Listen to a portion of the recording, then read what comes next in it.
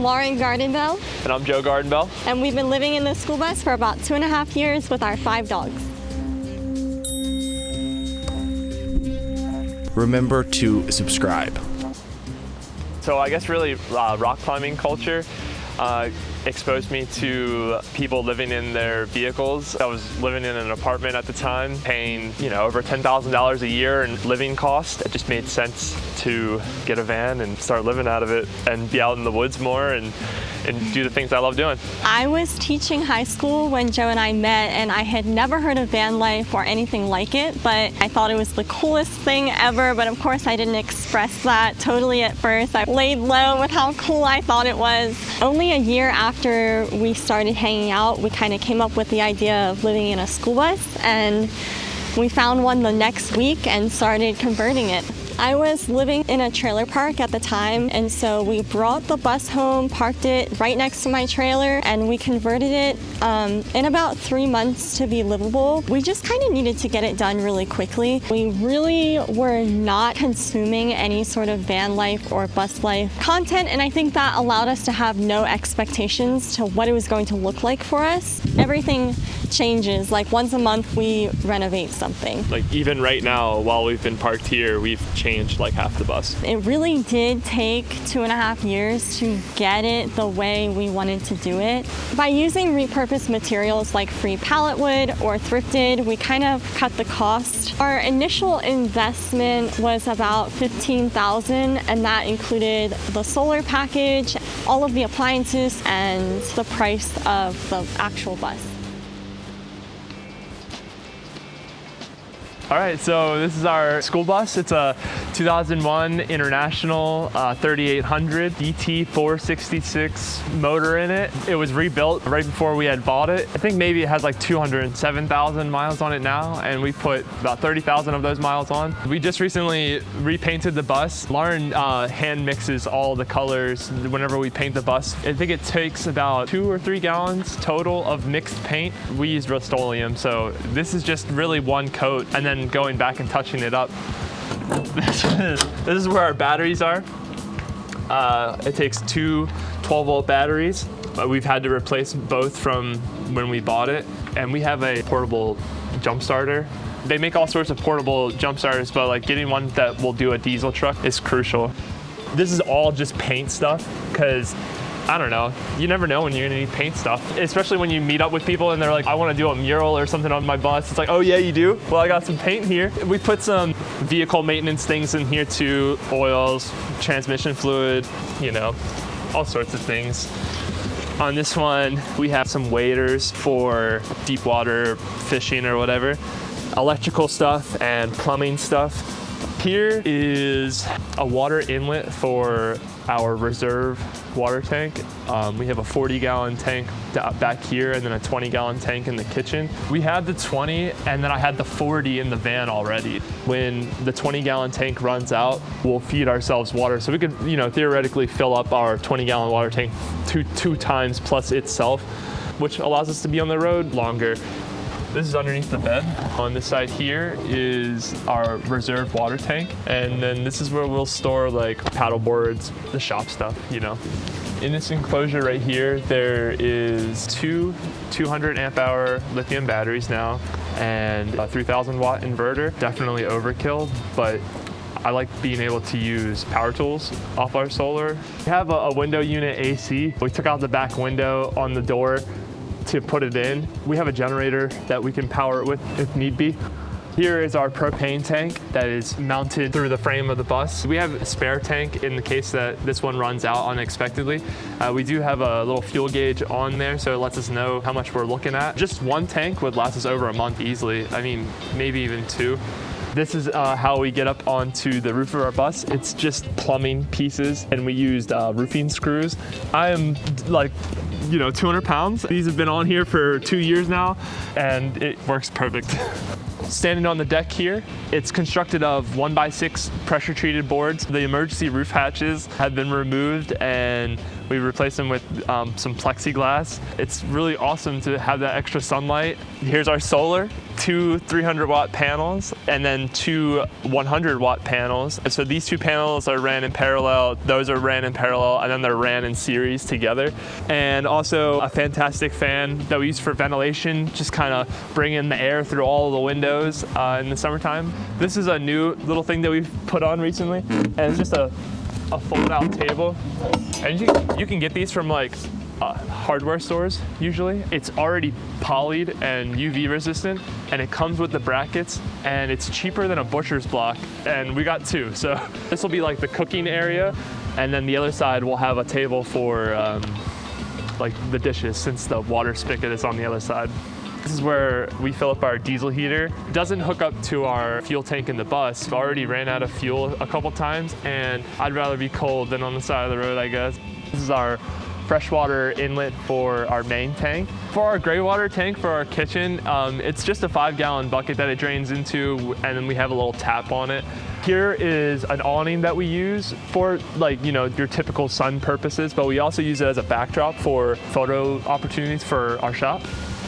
This is our front door, and then we have a keyless entry on the bus door. So now we have this sweet little system here, and opens right up.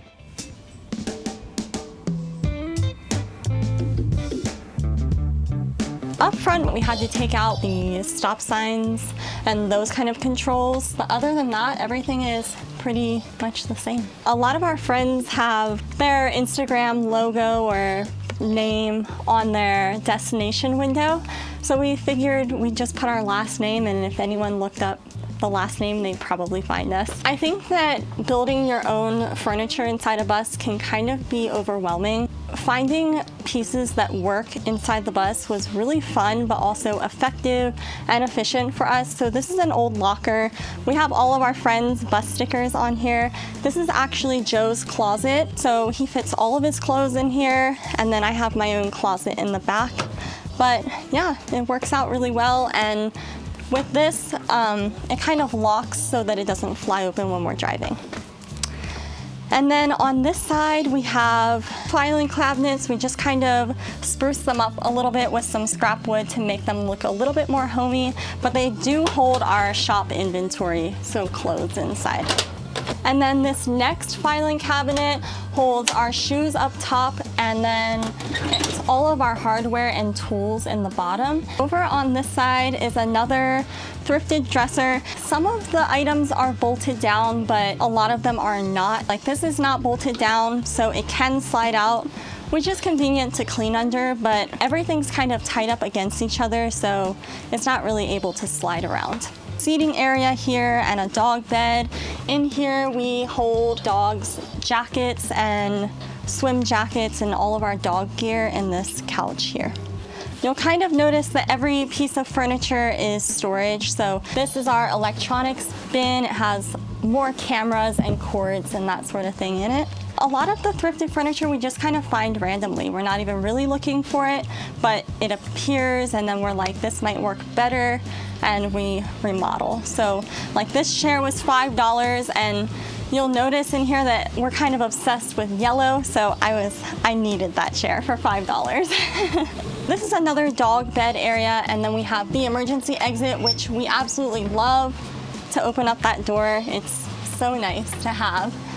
And then we have our pantry. We do cook a lot, and we cook our dog food, so we need a lot of pantry storage. And this is all reclaimed barn wood, so it was a totally free project.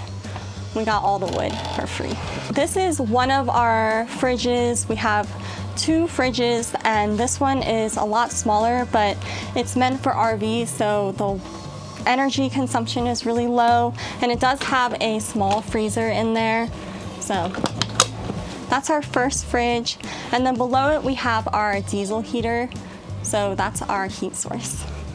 And this is a thrifted dresser down here, so this holds kind of all of our dishes and spices, and then kind of toiletries on this side. Live edge countertop, and I filled in the cracks with black resin to kind of waterproof it, and it gave it a cool aesthetic.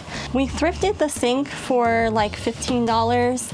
If we want to take an outdoor shower or clean the dogs outside, we can kind of swivel the sink around and have an outdoor shower of sorts. And then we have a propane stove. We did repurpose this from the previous owners. I did the tile on the background. I made these curtains with fleece and economy blackout fabric. So the fleece acts as a moisture barrier in the winter to help from moisture coming inside, and then they also black out. And they just roll up and are easy to keep up. These are AFG fire extinguishing balls. So basically they are decorative, and when they come in contact with a flame, they actually explode a dry chemical which extinguishes the flame. So we have these around fire-prone areas like the solar setup and the heater. Over here we have our bathroom. We wanted to have a full-size shower in the bus, and we did it for a pretty good cost. I got all of this tile really clearance at Lowe's. It was like $2 a square foot. So it was like maybe $150 to do the shower. And we have a low flow shower head, so this goes down to a ½ gallon per minute. And then we have a low flow sink faucet here as well, which is like 0.35 gallons per minute. Just kind of applied these vinyl stick-on things for privacy, but we do like that the windows work in the bathroom. It's really convenient. And then we have a self-made composting toilet. So we have a urine diverter and then a place for the solids in the composting toilet, so it does separate. Back here is our closet and bedroom area. We also have our second fridge and freezer, which is really large and allows us to hold a lot of food. And then I have my closet area here, which works for me, and then our bed. It's a queen size bed, super comfortable. And then we have storage underneath the bed. Everything is accessible from both the back and the front of the bed. People think it's very expensive to travel full-time, but we only stay at free campsites. We never pay to park. It's actually very affordable. It is what you want of it. That we know people that will hang out in a single location for, months at a time out in the middle of the desert, depending on the season, and that could be even more affordable. It's, as someone that doesn't have a bus, go look at a bus. It doesn't matter what it is. Go put yourself in a vehicle and get inspired. I looked at low top vans, and I'm like 6 foot something, and as soon as I got in there, I was like, yeah, I can't even sit down on my butt without my head touching the ceiling. Like, this is not gonna work for me. So get yourself in a vehicle ASAP. Another thing would be to go to a meetup. Right. That is so inspiring to just really see everybody living their own way. Everybody lives in a van or a bus a different way. Some people live in a tent, and it's amazing. Everyone's always down to give advice, Yeah. The community, reach out to the community, that's definitely another thing that I would say to someone that's interested in it.